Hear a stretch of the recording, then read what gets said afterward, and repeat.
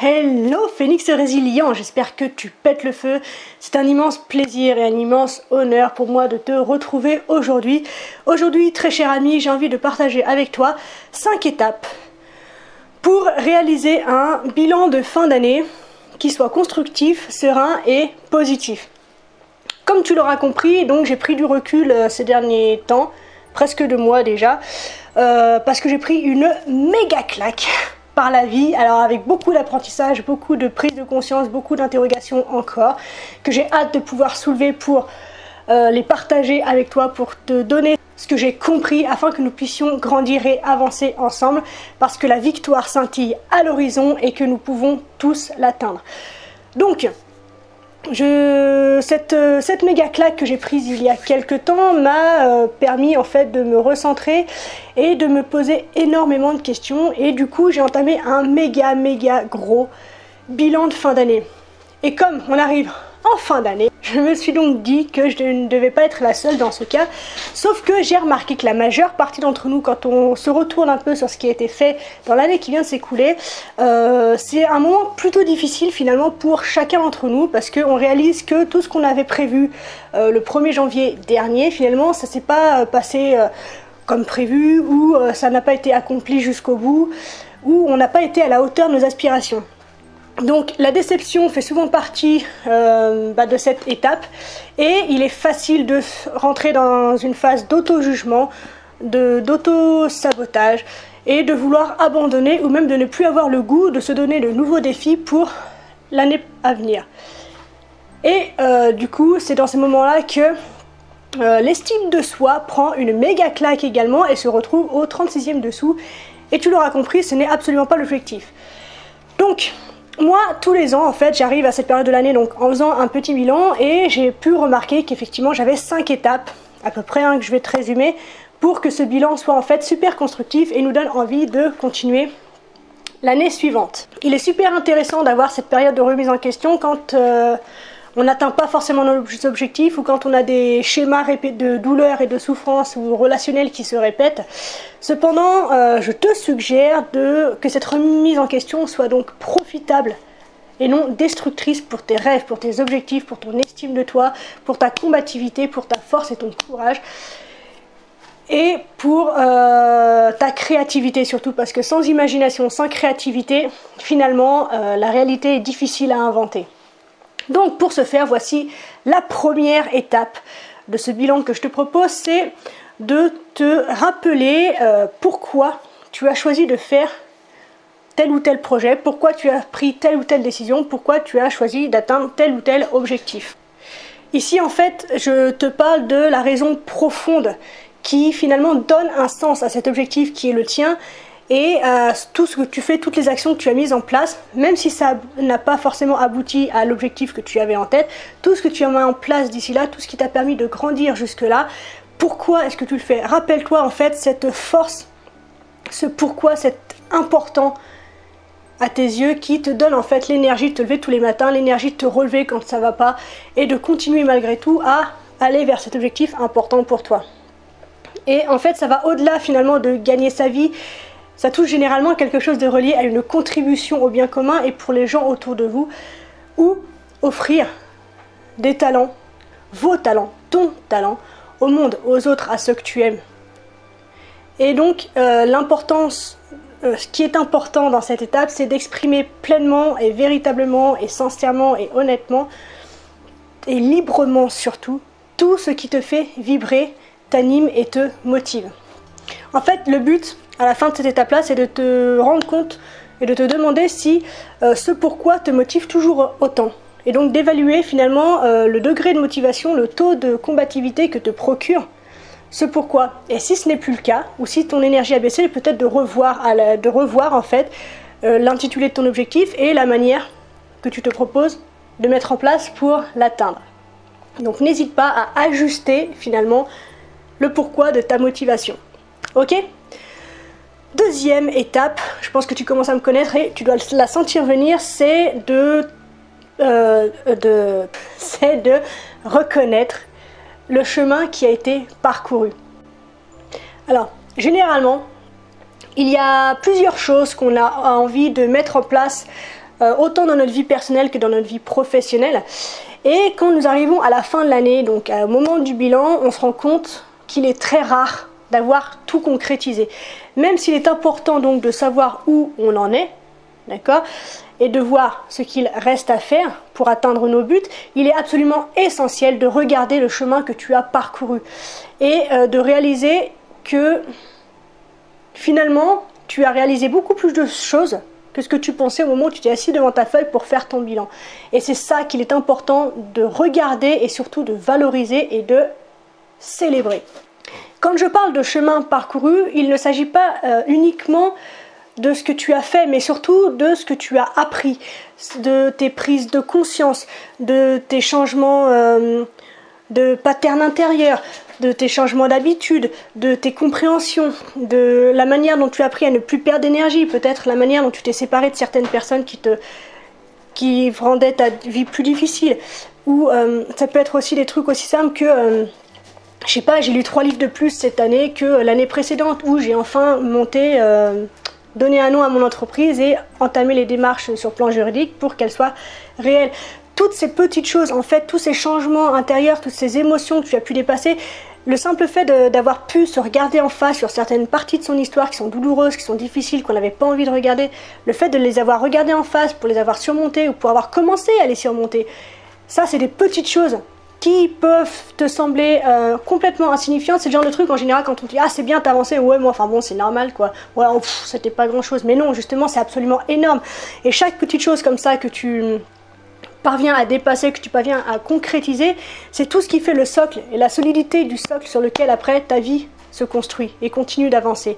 Donc toutes ces petites choses que tu as faites au quotidien, que tu réalises maintenant, sont super importantes et je te propose de te féliciter pour ça, de valoriser toutes ces petites victoires et de les célébrer, de faire un petit geste pour toi, envers toi, pour te dire, en ayant bien à l'esprit que ce geste que tu as, c'est pour te remercier et te féliciter de tout le chemin que tu as parcouru cette année.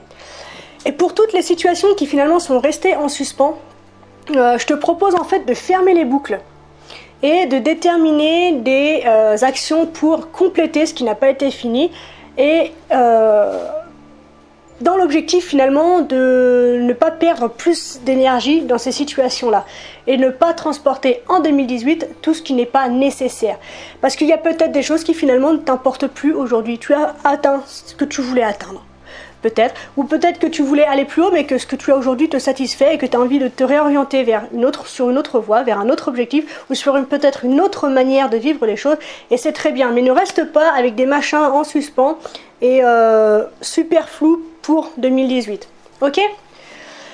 Troisième étape, qui n'est pas des moindres en termes de difficulté, c'est d'écouter son cœur. C'est demander à cette partie de toi qui sait, en fait, cette partie, ton intuition, ton cœur, ta sagesse interne quelque part, de lui demander vers quoi tu te sens appelé en ce moment. Et surtout, écoute la réponse qui vient de là, qui vient de tes tripes et non pas celle qui vient de là. Parce que celle-là, elle va te donner toutes les excuses possibles et imaginables pour te dire que c'est trop petit, c'est trop grand, c'est de la merde, tu n'y arriveras pas, t'es trop nul. Non. Écoute ce que te dit ton cœur, où as-tu profondément et réellement envie d'aller. Et peut-être que la réponse à cette question va être celle que tu avais l'année dernière, d'accord? Et que du coup tu vas te rendre compte que le chemin que tu as emprunté jusqu'à présent, finalement c'est plus celui qui te convient réellement. Donc tu vas pouvoir mettre de petites modifications sur ce chemin, sur ton plan d'action. Parce que tu vas vite te rendre compte qu'en fait parfois de tout petits ajustements en fait peuvent faire une différence énorme. Et rappelle-toi que ce qui crée une transformation profonde en soi et dans ta vie, ce n'est pas seulement l'atteinte d'un but. Ce n'est pas même du tout l'atteinte du but, c'est tout ce que tu apprends à être, à faire et à avoir sur ce chemin pour atteindre ce but. C'est pour ça qu'il est super important que ton plan pour réaliser ce voyage soit précis et te corresponde profondément. Et donc parfois, il faut tout simplement ajuster la route pour avoir plus de plaisir et de satisfaction à faire ton voyage. Ok, quatrième étape, on en vient à la question profonde en fait, comment faire autrement? Évalue ta direction, tes décisions, tes stratégies et les choix que tu as faits cette année et décide de les maintenir ou de les modifier. Donc prends des décisions conscientes sur le chemin que tu dois parcourir l'année prochaine. Et que ces décisions soient basées sur l'écoute de ton cœur, sur l'écoute de cette guidance interne, de ton intuition, de cette sagesse intérieure. Et je te suggère en fait de valoriser au-dessus de tout ton temps et de toute ton énergie, d'ajuster ton rythme de vie pour en prendre soin de cet objectif, de cette réponse de cœur. D'accord ? Et pour prendre soin de ce chemin que tu bâtis, que tu construis, que tu peins pour toi. Enfin, 5e étape, tu n'as peut-être pas l'habitude en fait d'entendre ce genre de choses, mais pour moi c'est super important, c'est d'utiliser tous tes sens pour créer une vision de ce que tu veux. C'est-à-dire qu'il faut que tu fermes les yeux, tu te poses 2 minutes, voilà, dans un endroit calme, d'accord ? Tu prends 10 petites minutes pour toi et tu vas imaginer comment est-ce que tu te sentirais si tous ces objectifs ou cet objectif énorme pour toi était atteint. Et tu vas utiliser tous tes sens. Tu vas le ressentir pleinement, profondément et véritablement. Tu vas le visualiser, d'accord ? Donc tu vas avoir des images en tête qui vont te venir de toi dans le futur ayant réalisé tous tes objectifs. Donc tu visualises, tu vas écouter les discours peut-être des gens qui t'entourent une fois que tu as réalisé tes objectifs. Tu vas peut-être écouter l'ambiance générale de ta vie. Qu'est-ce que tu ressens à l'intérieur de toi? La manière dont les gens te voient, la manière dont la vie te voit, la manière dont tu perçois la vie. De tout imaginer, de tout ressentir, même si tu as des goûts, peut-être que la vie, l'odeur de l'atmosphère autour de toi peut avoir changé. Prends le temps de tout vivre à fond, d'avoir les sons, d'avoir les sensations, d'avoir les émotions, d'avoir le regard, d'avoir le sourire, d'avoir le petit frisson qui te parcourt. Et tu vas voir qu'en fait, le cerveau va intégrer que ça c'est important pour toi, et le cerveau sache qu'il ne fait pas la différence finalement entre passé, présent, futur et entre ce qui est réel et imaginaire. Donc si tu le vis intérieurement à fond, le cerveau va considérer que tu es en train de le vivre pour de vrai. Et donc il va mettre en place en toi tous les schémas nécessaires en termes de neurobiologie, en termes de neurologie, tout ça. Il va mettre en place tous les schémas nécessaires et indispensables à l'atteinte de cet objectif et à la belle réalisation de ton projet de vie. Et donc ça va te permettre de booster mais considérablement l'énergie de tes rêves. Et c'est dingue, je te jure, ce qu'on peut apprendre à faire simplement par la visualisation. Il y a plein de choses dans ma vie que j'ai réussi à apprendre simplement parce que j'ai regardé une vidéo ou quelqu'un, un professionnel, faire ce que je voulais apprendre, et à simplement visualiser en ressentant. Un exemple tout con, j'ai appris à couper comme les chefs là, les chefs cuisiniers avec le beau geste comme ça, juste en regardant une fois et en visualisant très régulièrement, en ressentant mon poignet faire les choses sans le bouger forcément, et du coup je le fais à merveille. Pareil, j'apprenais mes leçons quand j'étais enfant uniquement comme ça, parce que j'avais pas le temps pour les retenir en fait, de les apprendre par cœur, de les potasser, tout ça. Donc en fait je lisais une fois et je me visualisais par exemple dans une salle de classe à l'expliquer à des enfants. Et quand c'était clair, que je comprenais tout, en fait j'avais tout retenu et ma leçon était apprise comme ça en quelques minutes finalement. Donc la visualisation, le pouvoir de la visualisation, ne dis pas ouais c'est un truc de secte ou de religion ou c'est tout bizarre machin, non, c'est un pouvoir absolument énorme. L'imagination, c'est le pouvoir absolu de faire ce que tu veux dans ta vie, de réaliser ce que tu veux dans ta vie. Ça ne veut pas dire que ça va se faire tout de suite, d'accord? Ça ne veut pas dire que ça va être facile, mais ça te donne la capacité, l'opportunité de vivre les choses avant de les vivre réellement, et du coup de pouvoir construire petit à petit sur une énergie positive, sur une énergie créative, ce qui est important pour toi. Et enfin, cette étape en fait se termine par rédiger un plan d'action sur 2018. Donc en fait sur une feuille, tu vas tracer comme une frise chronologique en fait de ton année 2018, donc 1er janvier au 12 décembre. Et tu vas écrire donc pour le 12 décembre par exemple, pourquoi le 12 décembre? Le 31 décembre, pardon, ce que tu as envie d'avoir réalisé donc à la fin de 2018. Donc ça c'est le big objectif.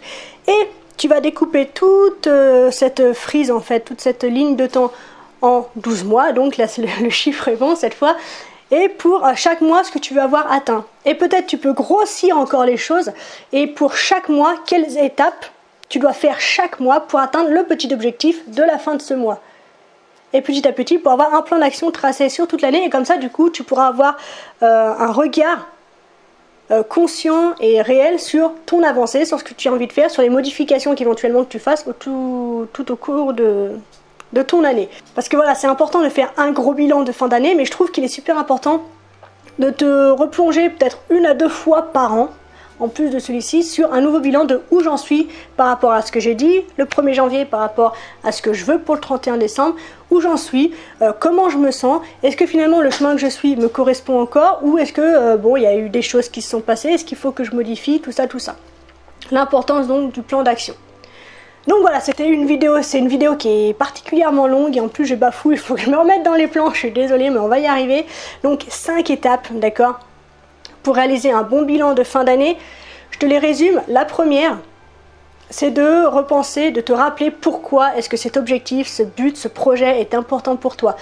Le second, c'est de prendre connaissance et de reconnaître la valeur de ce que tu as parcouru, de ce que tu as atteint cette année, aussi petit soit-il.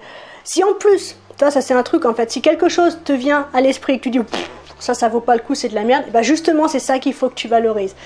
Troisième étape, troisième point, c'est donc de te poser la question de qu'est-ce que je veux aujourd'hui, comment je me suis et comment je me sens actuellement et qu'est-ce qui est important pour moi maintenant, et d'écouter la réponse de ton cœur, de tes tripes et non pas de ta tête. Quatrième point, de te demander enfin comment il est possible pour toi de faire autrement pour atteindre cet objectif qui est important pour toi. Et enfin, cinquième et dernière étape, c'est d'utiliser tous tes sens pour créer une vision, une visualisation de toi ayant réalisé cet objectif pour que tu puisses vivre à fond et créer tous les schémas nécessaires à l'atteinte de ton projet de vie. Donc voilà, c'est ce que j'avais envie de te transmettre aujourd'hui. J'espère que c'est clair parce que ça fait donc 2 mois que j'ai pas fait de vidéo et je me rends compte que y a 2-3 trucs qui doivent revenir, donc je suis désolée si ça ne l'est pas. N'hésite pas du coup à poser tes questions ou à revenir sur certains points aux commentaires, bien sûr j'y répondrai. Même si je mets du temps, je lis tous vos commentaires et je peux encore répondre à tout le monde, ce sera peut-être plus possible plus tard. Bref, donc tout ça pour dire que si tu penses que cette vidéo peut en aider certains et en éclairer d'autres, je t'invite déjà à la liker puis à la partager afin qu'un maximum de monde puisse en profiter. Et je te souhaite de profiter pleinement de cette période de bilan, de recentrage et d'écoute de toi-même pour exploser l'année 2018. Prends le temps aussi bien sûr de profiter, d'accord, de cette fin d'année, de ce temps pour toi, pour te ressourcer, pour te régénérer. Et surtout, n'oublie jamais, jamais, jamais, jamais que tu es la personne la plus importante de ta vie et que de ce fait, tu mérites ce qu'il y a de meilleur. Je te souhaite une extraordinaire journée, une très belle fin de semaine. On se retrouve très bientôt. Je t'aime et je te dis à bientôt. Salut!